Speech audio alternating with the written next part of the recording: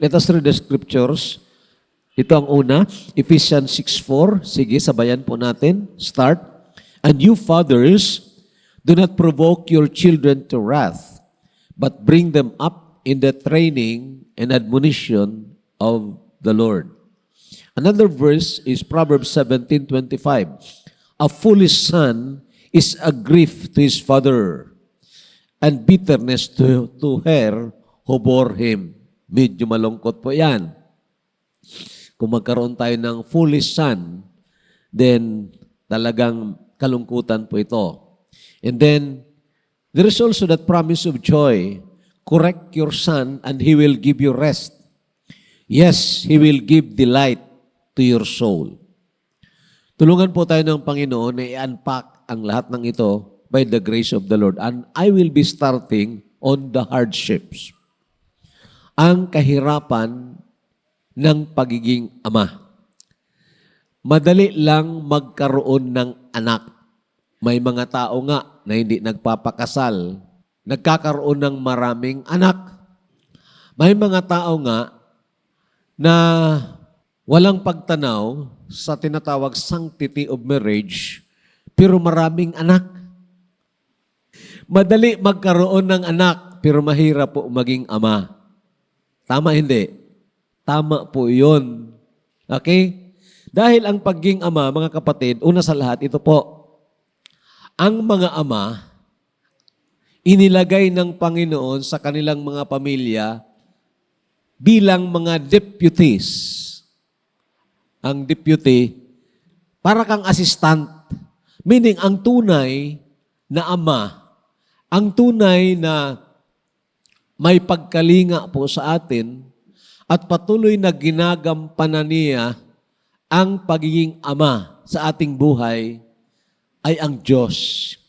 Subalit sa disenyo ng Panginoon, sa tinatawag order of society, inilagay niya ang tinatawag families, may mga pamilya. Okay? Sa pamilya na yon, may inilagay ang Panginoon na deputy, assistant niya. Bawat ama ay assistant doon. Sa governmental orders or governmental na pamamahala, mayroon naman diyan nang itinalaga ang Diyos na mga deputies niya na binigyan ng tinatawag delegated authorities. Delegated. Okay, ganun din sa mga eklesiya katulad nito. Hindi po na parabagang ang pastor ang siyang may absolute authority sa kung anong dapat sundin ng mga membro. Hindi po, kundi ang Diyos. Ang Diyos na nagbigay ng delegated authority sa mga leaders using the Word of God, sila po ang mga inilagay ng Panginoon na mga deputies doon. So, makikita niyong order. Because God is not a God of confusion. He is a God of order. So doon tayo sa smallest unit of life, smallest unit of society, itong tinatawag pamilya. Ang mga ama ay assistant or deputy ng Diyos sa kanilang mga pamilya. Basahin yung verse na ito, Psalms 103 verse 13. As a father pities his children, so the Lord pities those who fear Him. Now, hindi po ito na nga nagtuturo na parang ginagawa ng Panginoon ang mga earthly fathers na model ng Panginoon. Hindi po. O model ng Diyos. Kundi, pinapaintindi sa atin dito na mayroon tayong Ama sa langit na mahabagin, kaya't nagkaroon din tayo ng tinatawag inherent. Hello, makinig ng maigi. Inherent. Hindi mo yan pinag-aaralan. Meaning, natural na dyan sa'yo ang dapat paging mahabagin. Napapansin po ninyo yan? Ang isang ama, pag nagkakaroon na, o kahit na doon pa lang sa panahon na napansin niya nagbubuntis ng kanyang misis. Okay? Anong nararamdaman ng ama? Grabing katuwaan. At hindi lang katuwaan, yung tinatawag na para bagang, uy, ano ito? I am now a true man.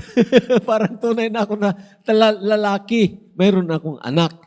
And so, having said that, makinig ng maigi, kasi po ito, maraming hindi nakakaintindi po nito.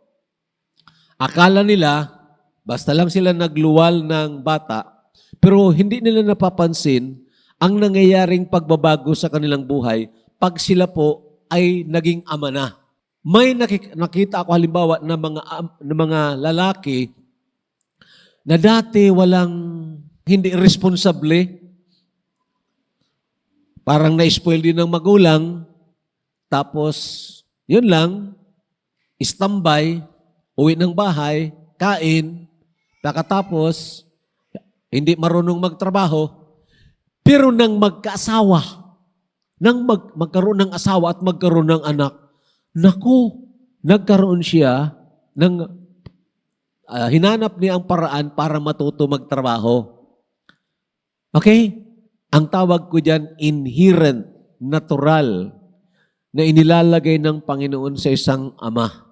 Yun po ang ibig sabihin, na ang ama, mayroong habag na mula sa Diyos, na natural lang yun. Hindi yung pinag-aaralan. Natural yan na yan dyan sa'yo.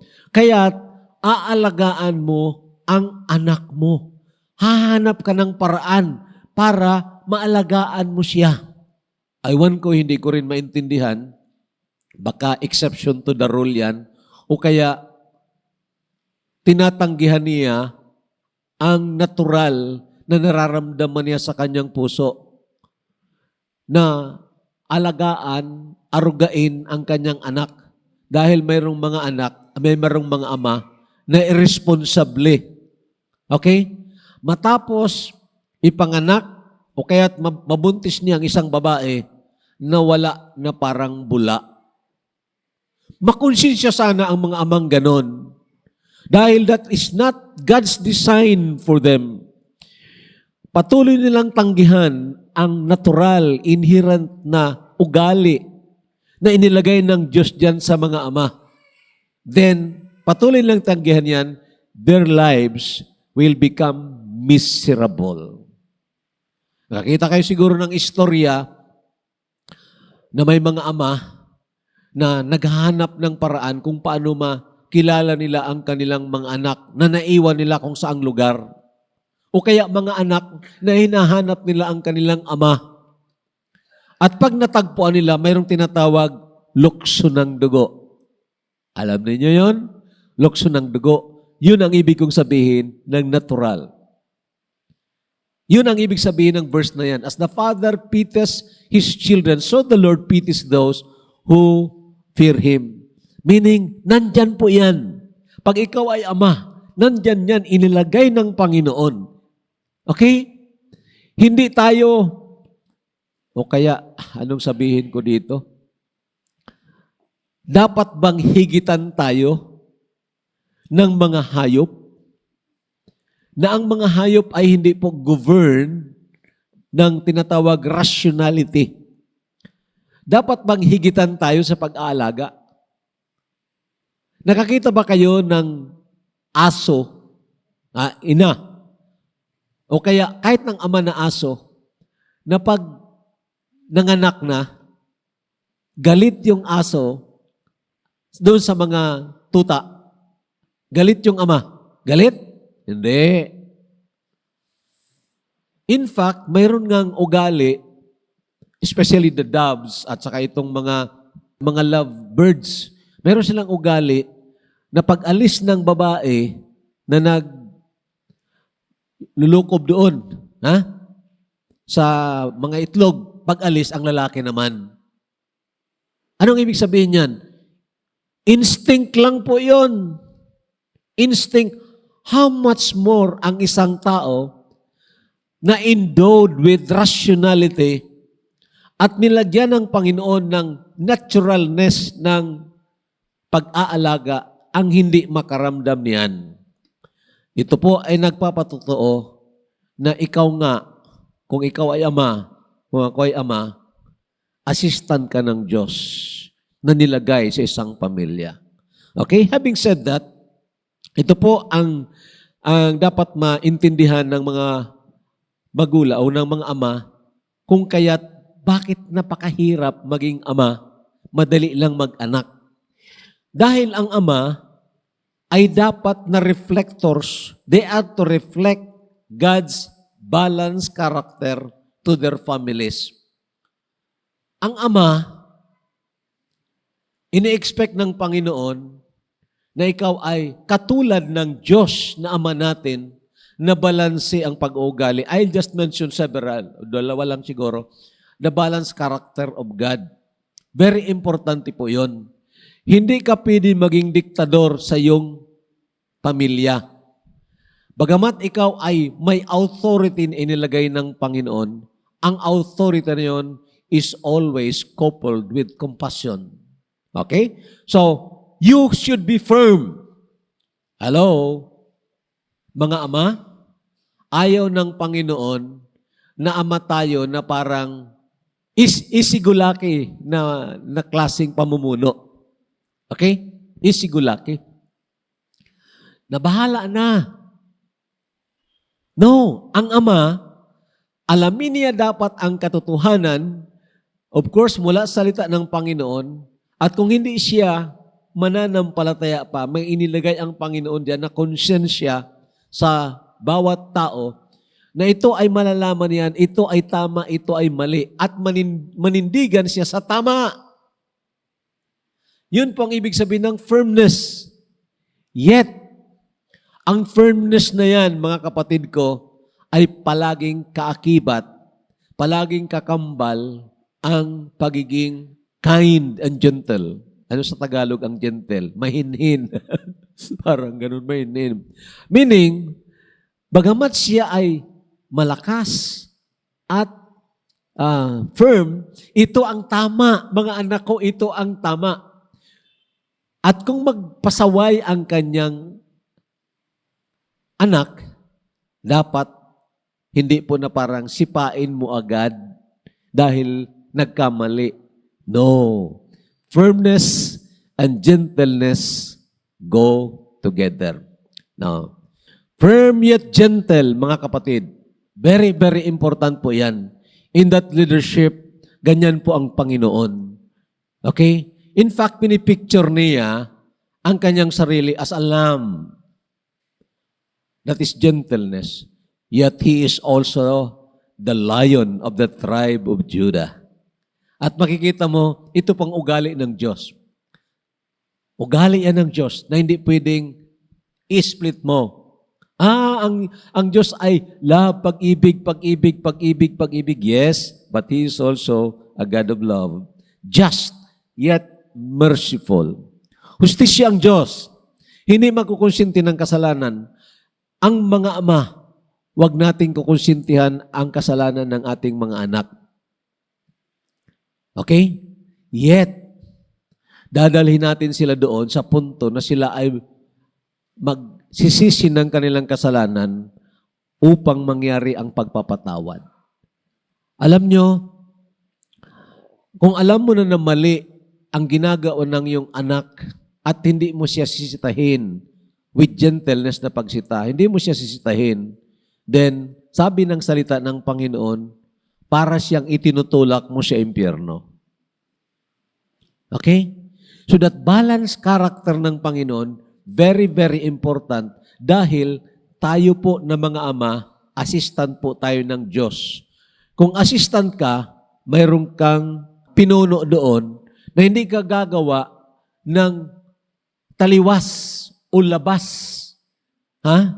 sa parametro ng gustong ipagawa sa iyo ng iyong pinuno, ng iyong chief, di ba?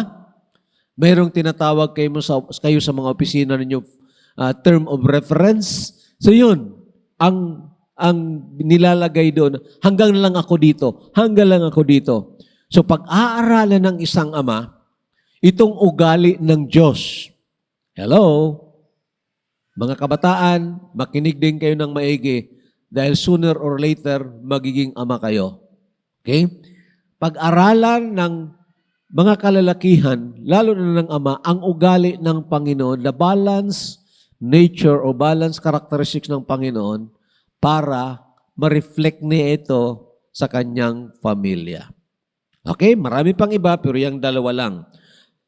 Pangalawa, ang mga ama, kaya nga mahirap ang pagiging ama dahil ang ama ay ini-expect ng Panginoon na mag-provide ng lahat ng pangangailangan ng kanyang pamilya.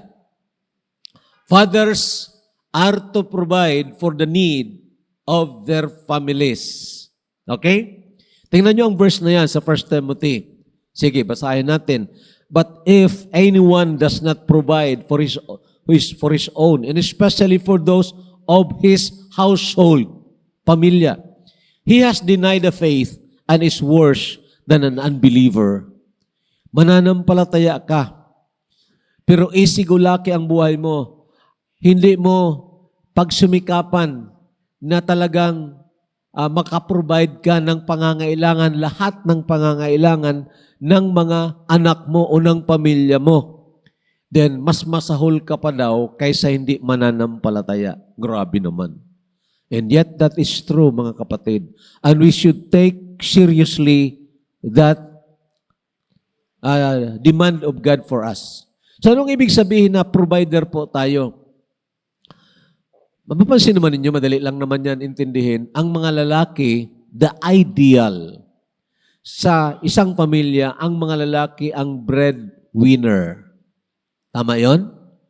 Basahin ninyo from the book of Genesis, makikita nyo doon na bagamat ang babae, mayroon ding ginagawa para to augment, para suportahan ang lalaki.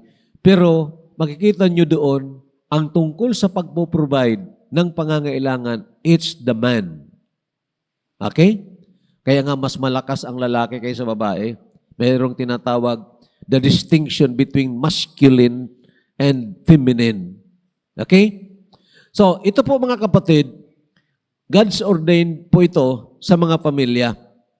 Now, of course, there are cases ng ang ama ay wala talagang makuhang trabaho o kaya physically handicapped. And so, mayroong kaparaanan ng Panginoon para ito ay mabigyan pa rin ng solusyon. At kung minsan, dito sa ating kapanahunan ngayon, na ang mga kababaihan ang siyang nagiging breadwinners, ang iba pa nga, mga babae na iiwanan ang kanilang mga anak, tapos pupunta sa ibang bansa, mag-aalaga ng anak ng iba. Nahahabag po ako diyan. Naaawa po ako diyan. Kasi alam ko po na ang resulta niyan is kasiraan, dysfunctional na mga pamilya dahil wala doon ang ilaw ng tahanan. So I'm saying this kasi hindi po yan ang ideal. Hindi po yan ang ideal. So, if all families can go back to that ideal, better po yan. Better po yan. Provider, hindi lang po yan sa material na mga bagay, lalo na po at higit pa sa spiritual. Fathers are expected to be the most spiritual person in the family. Mahirap nga po ang pagiging ama. Ang mga ama, ine-expect ng Panginoon na pinaka-spiritual sa pamilya. Ang ibig sabihin niyan, provider po siya ng spiritual needs ng kanyang pamilya. Ano ang spiritual need? Of course, salita ng Panginoon. So, mahiya po tayong mga ama kung wala tayo ng time at hindi natin alam ang mga sinasabi ng salita ng Diyos. Mahiya po tayo. Haharap po tayo sa Panginoon. So kung mayroon pang mas masigasig na mag-aral po ng salita ng Diyos sa pamilya ay ang ama. Then provider of spiritual direction. Remember, nilagay ka ng Panginoon as leader.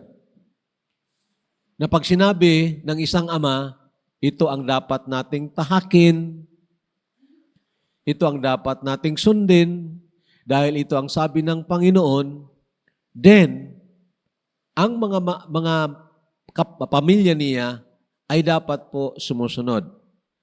Pero ito po ang ideal. Direction, spiritual food, ito po ay mga importanteng mga bagay na itinalaga ng Panginoon o itinakda ng Panginoon na maging daluyan ang isang ama ng pagpapala.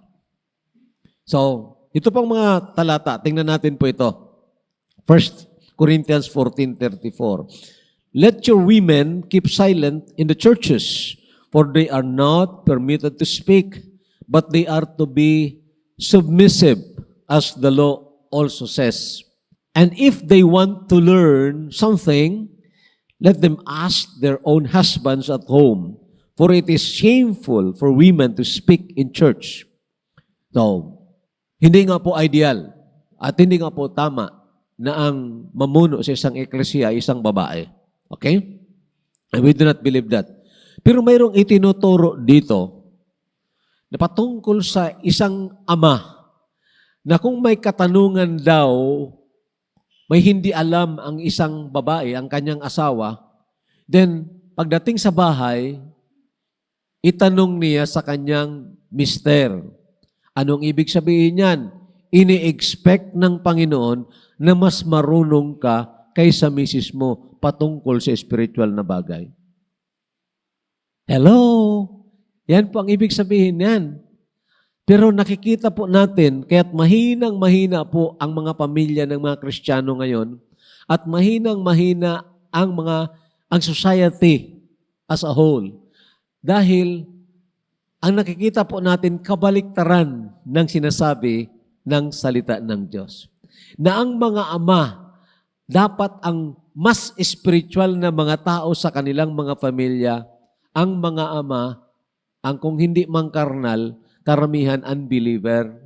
Tingnan na lang ninyo sa pag-attend ng mga pagtitipon na ganito. Mas maraming babae kaysa lalaki. Attend kayo ng mga conferences, mas marami ang mga babae kaysa mga lalaki. Tingnan nyo ang mga organizations, according to their performance and their activities, mas aktibo ang mga babae kaysa mga lalaki. Hindi ba kaya-iya yan? And yet, the reason for that is because hindi nakita ng mga ama. Maraming mga ama ang hindi nakita, assistant sila ng Panginoon. They are God's deputies over their families. Dapat po, sa gitna ng kahirapan, pagsumikapan po natin na ma-learn o malaman ang mga bagay na ito. Yun po ang sinasabi dito sa Ephesians chapter 6 verse 4. Tingnan yung verse. And you fathers, do not provoke your children to wrath, but bring them up in the training and admonition of the Lord. Una, yung do not provoke your children to wrath. Ano makaprovoke sa mga bata na magalit sila sa kanilang magulang? Lalo na sa ama. Kung ang ama ay hindi po nagtutugma ang kanyang sinasabi sa kanyang ginagawa. Okay? Hoy, wag nga kayong magbisyo ha. Wag kayong magbisyo. Pero kitang-kita ng kanyang mga anak na naninigarilyo siya, you are provoking your children to anger. Pero ang point na gusto kong illustrate, mga kapatid, itong word na training and admonition. Meaning, dapat skillful ka na tao para ka makapagbigay ng training. Mayroon kang skill para ka makapagbigay ng training. Ang word na training dito is the word paideia, that is child discipline. At ang word na admonition dito is the Greek word noteseia, that is counseling. Meaning, dapat marunong ka dito, mayroon kang puso. Tama? Alam mo kung anong dapat mong i-counsel, ipayo sa iyong mga anak. Kung sila ay hihingi ng pagpapayo. At alam mo rin kung paano sila tuturuan ng mga skills na dapat nilang ma-understand. Alam niyo mga kapatid, sa Switzerland, for example, magagaling sila gumawa ng mga relo. Basta Swiss na mga relos, mga okay, magagaling, at saka ang Japan. Pero alam niyo, may nabasa ako noon na mga grade 3 pupils or mga nasa elementary, gumagawa na ng mga relos. Sino nagturo sa kanila? Ang magulang. Grabe, naipasa ng magulang ang skills sa kanilang mga anak. And very important yon. Very important yon. Ha? Duplication ang tawag niyan. Duplication.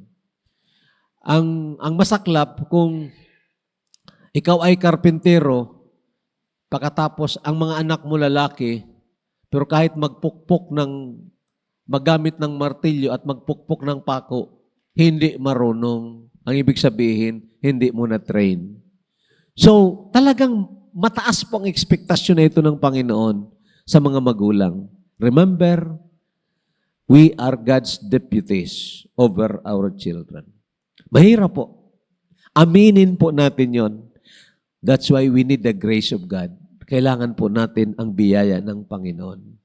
Sana wag isipin ng sino mang lalaki, sabi na, dali lang yan.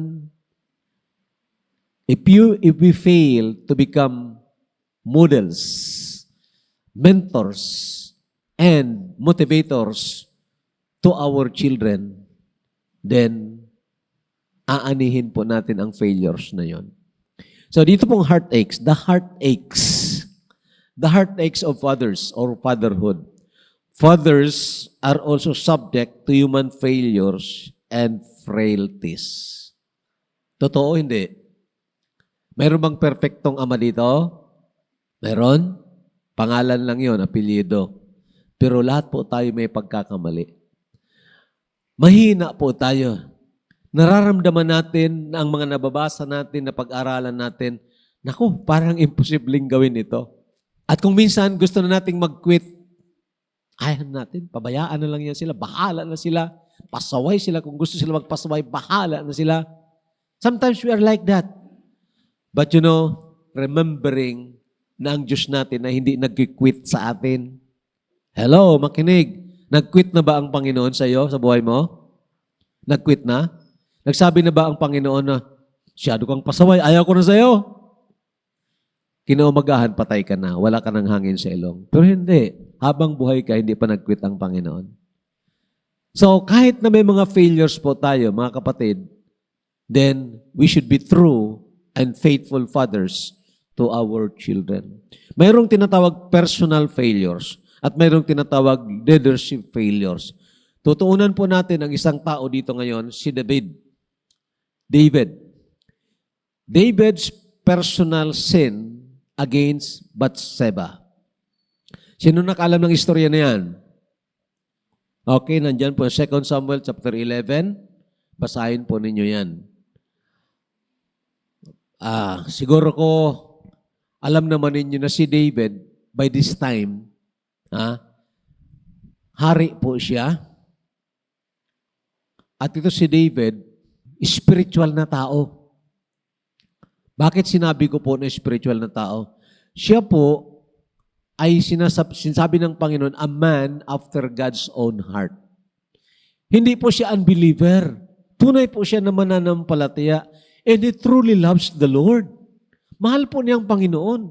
Maraming mga psalms na kinumpose ni David. Sa kanyang pakikipag-ulayaw sa Diyos o ang kanyang pakikipag-ulayaw sa Diyos ay napalaman po yun ng mga psalms. Makikita nyo ang kanyang paging malapit sa Diyos. Ang longings niya sa Panginoon. But there was a time.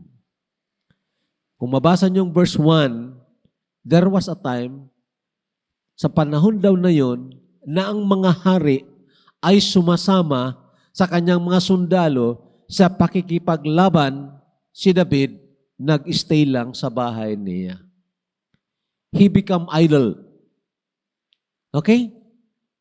At habang nandoon siya sa azotea niya, nakita niya, magaling ang diablo eh. Sa panahon ng kahinaan ni David, sinabihan ng diablo siguro si Bathsheba, sige na, maligo ka doon sa swimming pool. At naligo doon si Bathsheba, nakita ni David, kinursunada ni David, pinatawag ni David, at ginawa ng kasalanan si Bathsheba. So alam ko na alam niyo yung istorya na yan. Ano gustong itago ito ni David? pero hindi niya maitago. Nagkaroon siya ng anak doon kay Bathsheba. Nagkasakit ang kanyang anak. Umiyak siya ng umiyak para mabuhay ang kanyang anak, pero hindi nabuhay. Kinuha ng Panginoon. Namatay yung bata. And I believe, laman ng puso ni David ang tinatawag griefs and heartaches. Okay? May tanong ako sa abangin, prepare ko ito. Saan kaya ang misis ni David dito? And by the way, si David may ilang asawa. I think 7 o 6. Member ng harem niya. Saan kaya yung asawa niya, yung malapit sa kanya halimbawa, si Abigail? Saan kaya? Hello, makinig kayong mga babae. Kayo na mga babae, mga asawa, alam ninyo ang kahinaan ng inyong mga asawang lalaki. True or false? Bakit nga kayo nilikha ng Panginoon? Ha? It is not good for a man to be alone. I-alone si David doon sa azotea eh. Yan ang problema. I will make him a help meet for him. Dahil alam niyo ang kahinaan ng inyong mga asawa, then palakasin ninyo. Diba?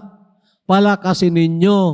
Huwag niyong i-criticize at tingnan nyo lang, nakikita lang ninyo ang kahinaan ng inyong mga asawa. Ang nakikita lang yung kamalian. Hindi nyo nakikita at ina-appreciate ang kanyang ginagawa. Kami na mga lalaki, hindi naman na, dahil Christian kami, hindi naman na parang gusto namin palaging i-appreciate. But you know, word of appreciation is more than a hug. More than sobra pa yan sa yakap. Di ba? Kung may kasama pang yakap, di mas maganda? What I'm saying is, saan ba ang asawa ni David during that time? Why was he alone? That was the sin of David. At kung gusto niyong basahin ang heartaches ni David, basahin niyo ang Psalm 51. Basahin niyo yon. Sabi niya, I swim in my coats, I swim in my tears, para akong lumalangoy dahil sa luha. Sabi niya, my bones wax cold. Apektado pati ang kanyang katawan. Apektado ang kanyang isipan. Psychologically, emotionally, and physically affected po si David dahil sa kasalanan.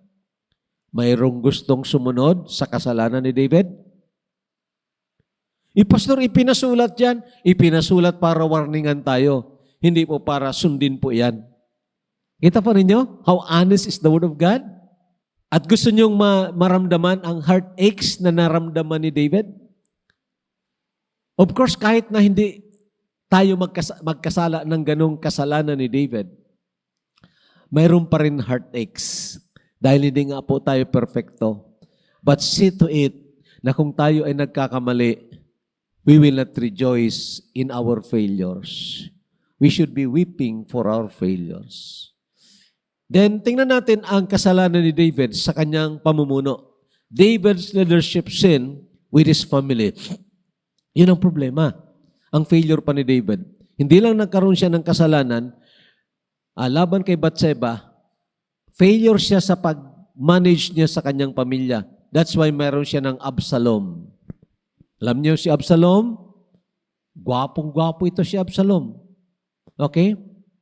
Pero si Absalom ay nagrebelde, kinodita si David, inoverthrow. Grabe. Ikaw ang hari, palayasin ka ng iyong anak sa trono at ihantingin ka. Gusto kang patayin. Will it not cause great grief in your heart? Heartaches. Heartaches na dulot ng foolish son, rebellious, aywan ko kung ang mga asawa ni David dito nagrebelde. Pero isingit natin si Job. Nakita niyo si Job? Nakita niyo ang ginawa ng asawa ni Job kay Job? Hindi man nagkasala si Job. But I mean, hindi naman dahil sa kasalanan kaya nangyari yun sa kanya, na nagkasakit siya, namatay yung mga anak niya, nawala yung mga properties niya. It was God's plan. Okay? Pero anong sabi ng misis ni Job? Kay Job? Hanggang ngayon, tumatayo ka pa rin sa integridad mo. Na integridad mo na mahal mo ang Diyos at sasambahin mo siya. Grabe, ano? Magkaroon ka ng asawa na ganyan. Ako, mahirap po yun. Pero still, mahalin pa rin natin ang ganun. Sinabihan pa siya ni Job, ng misis ni Job, sinabihan si Job, curse God and die. At ipagpatuloy niyong pagbabasa sa Book of Job, dinidescribe ni Job doon ang galit ng misis niya sa kanya. Sabi na kahit na ang hininga ko ay nakasusuklam sa misis ko. Grabe yun. Nag-uusap siguro sila. Hindi naman siguro bad breath si Job. Pero, pagkarinig ng misis niya, takbo na agad. Nako, it will cause grief to leaders. Hello, mga misis. Ingat po tayo. Pero ito ngayon kay Absalom. Anak ni David na nag-cause ng malaking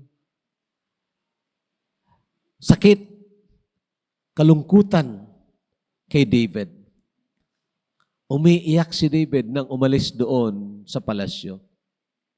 Ito po, makikita nyo ang grief because of the sin of leadership. And there was Adonijah, the son who rebelled against him in his time of old age. Okay, basahin po natin ito. 1 Kings 1:1. Now King David was old, advanced in years, and they put covers on him, but he could not get warm. Alam niyo, matanda na si David dito, bedridden na. Hindi na siya makakuha ng init.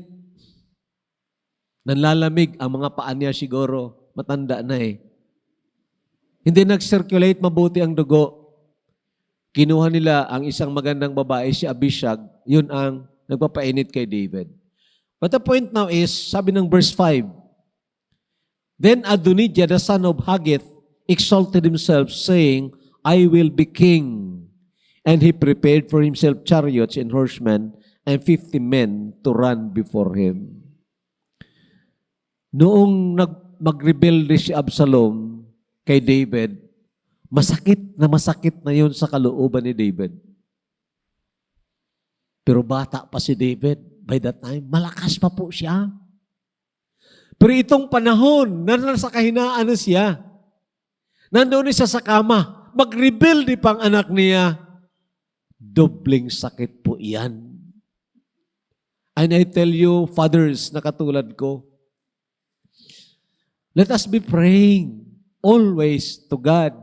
Nabigyan tayo ng grasya na maturuan natin ang ating mga anak at matutunan nila na magmahal sa kanilang mga magulang, sa kanilang mga ama at huwag magrebelde. Sana hindi darating ang panahon na kung ikaw ay parang, kung sa Bicol, nag-iingak-ingak na lang. Alam niyo yan? Naghihingalo ka na lang. Anak, asan ka na? Pagkatapos, ang anak mo tinatakbuhan ka. Grabe po iyon. The feeling of being despised and rejected at the time that you need them, mahirap po iyon. Sabihin ko sa inyo. Mahirap po iyon. At maraming mga ama ngayon, makinig ng maigi, maging mga ina, ang nagsasuffer ng tinatawag mental and spiritual depression. Dahil ang mga anak nila natutunan ang ugali ng mga Amerikano. Kinopya natin ang ugali ng mga Amerikano ng mga walang puso. Oh, alam ko yan. Pag edad ng 18 years old, wala na akong magulang, independent na ako. Saan mo yan nakita? Nakita mo sa Bible? Hindi. Pero mayroong mga faithful na mga magulang na nagsasuffer ng ganyang attitude ng kanilang mga anak dahil inadapt itong ugali ng mga kano. Mga kapatid, mga kaibigan, I'm trying to tell you, ang ating mga ama o ating mga magulang, lalo na sa panahon na sila'y matanda na, kalingain po natin, arugain po natin sila, and make that as a ministry. Nandito ba si Brother Piti? Brother Piti, nandito ka? Wala. Nag-text sa akin si Brother Piti nung isang araw. Sabi na, Pastor, hindi ako makasimba kasi nag-alaga ako kay mama. Kay Mrs. Todd, kay Chialete. Kasi medyo nag-ulianin na. Sagot ko sa kanya, Brother, ministry yan, brother. Paglilingkod yan sa Panginoon. Ang pag-alaga sa mga magulang, paglilingkod yan sa Panginoon. Ang masaklap, kung matanda ka na, lalapitan ka lang ng mga anak mo dahil kukunin nila ang pamana. Mama, Papa, asan ang mana ko? At kung minsan mag-aaway-away pa, bakit maraming ibinigay sa kanya, malaking ibinigay sa kanya, sa akin kunti? Masaklap po yun. That's why we have to train and teach our children well. Ito ang nangyari kay Adonijah. Tingnan niyo ang word. Gusto niyong kopyahin yan? Ang pagkakamali ni David, sana wag naman. And his father had not rebuked him at any time by saying, Why have you done so? He was also very good looking. His mother had borne him after Absalom. Kwapo na anak. Hindi sinasabihan ng mali. Ayaw niyang masaktan ang kanyang anak. Naniwala kasi siya doon. Wala pa naman noon ng Republic Act 7610. Pero naniwala siya doon na hindi pwedeng paluin, hindi pwedeng sawayin ang anak. Gwapo eh. So nagkaroon siya ng dalawang gwapo na nagrebelde sa kanya. Ito pang failure ni David, mga kapatid.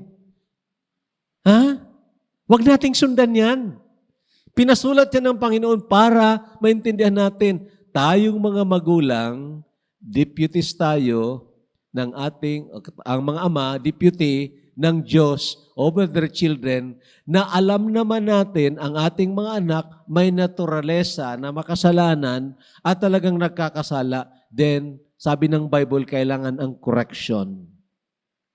Withhold not correction to your child, for if you beat him with the rod, he shall not die. Okay? Nabasa ninyo yun? Isabi ni Lagman, Congressman Lagman, ano lang yan? Proverbs baga, kaya talinhaga, it is figurative. I-explain mo nga sa akin na hindi pwede paluin dyan. I'm trying to tell you, let us go back to the Bible. Let us go back to the Scriptures. Ganun din ang panawagan ko sa mga pastors in these last days. Go back to the Scriptures. Okay?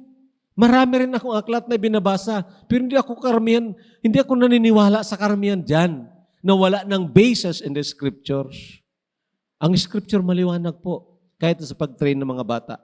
Okay? His father had not rebuked him at any time. Kaya naging abusero si Adonijah.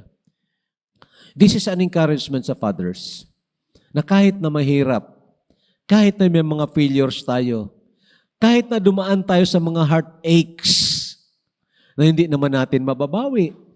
Ha? What I mean, you cannot cry and you should not cry over a spilled milk. Nabuhos na yung gatas, so wag mo na yung iyakan. Pero baka may apo ka na pwede mo naman i-apply na ang tama. Okay? Pwede kang may apo o kaya may mga anak ka pang maliliit. Okay, ito pong gawin. Good fathers.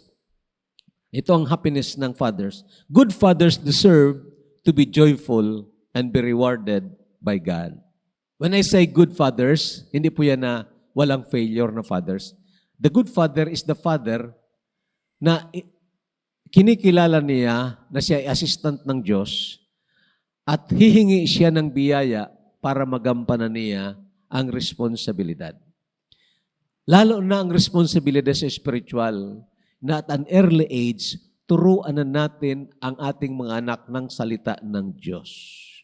At an early age, turuan na po natin, ipakilala na natin sa Kanya ang tunay at buhay na Diyos. Turuan na natin sila na mahalin ang tunay at buhay na Diyos. Okay? That is the first curriculum na ituturo natin. Love God with all your heart, with all your soul, with all your strength. And then sabi ng sumunod na verse, you shall teach them diligently to your children. Maturuan natin sila agad-agad ng pagmamahal sa Panginoon. Pinaagi sa buhay natin at sa pamagitan ng buhay natin at sa pamagitan ng katuruan o doktrina ng salita ng Diyos. So, yun pong ibig kong sabihin ng good fathers. Hindi na walang failure, but they are considering themselves na deputy ng Panginoon, humingi ng biyaya sa Panginoon para magampanan niyang responsibilidad. At kahit na, makinig ng maigi, kahit na nasaktan siya, lubusan siyang nasaktan, he will not quit being a father. True and faithful fathers. True and faithful. Totoo na ama. Hindi ama-amahan lang. Faithful in spite of failures. Faithful. Nagpapatuloy, nagampanan ang pagiging ama. Sa gitna na nasaktan siya, sa gitna na nahirapan siya, sa gitna na dinispise siya, nagpatuloy pa rin siya praying, teaching, caring for His children sa abot ng kakayahan na ibinigay ng Panginoon sa Ang reward, ito po, I have no greater joy than to hear that my children walk in truth. If you duplicate yourself, that's a greater joy. Na-duplicate mong sarili mo, ng mga anak mo ay sumunod din sa katotohanan na nilalakaran mo. Ang malagim at nakakapangilabot na mangyari, mga kapatid ko, kung iiyak tayo doon sa harapan ng Panginoon, doon sa Bema Seat of Judgment, dahil hinanap natin doon ang ating mga anak, wala sila. Ang malagim pa, pag sabi ng Panginoon, doon ka sa dagat-dagatang apoy, sasabayan mo yun ang Panginoon, yes, Lord, dahil ang anak ko na yan, ayaw manampalataya sa iyo, malagim po yun. Meaning, ang mga anak po natin, o isa sa mga anak natin ay mapunta ng impyerno. Malagim po yun. Proverbs 29:17, the last verse, second to the last verse, correct your son and he will give you rest. Yes, he will give delight to your soul.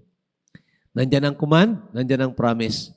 The command is correct, meaning, dahil hindi naman perfecto, bibigyan natin sila ng correction by way of training and admonition, and magkakaroon ka daw ng pahinga.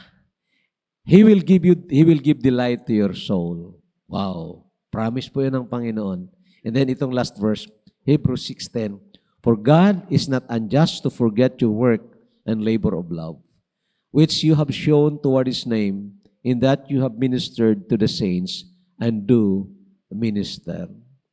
Fathers, let us be faithful kahit na nahihirapan tayo.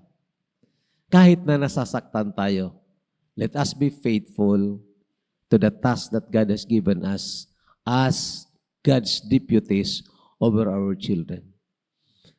Temporaryo lang ang relasyon natin sa sanlibutan ito. Kung hindi man ipagkaloob ng Panginoon sa atin na lahat ng ating mga anak ay makasama natin doon sa eternidad. Maybe one of the reasons are our failures. But remember, ang fullness of joy, ang joy of the Lord ay ibinibigay ng Panginoon sa mga taong naging matapat, sa mga taong naging tunay at hindi mga pakunwari. Okay? So yes, we have these hardships of being a father. We have the heartaches of being a father. But surely, our God understands us. And He has a prepared reward sa bawat isa na naging good father. Dinefine ko sa inyo yung good father dyan. Tulungan po tayo ng Panginoon. May God bless us all.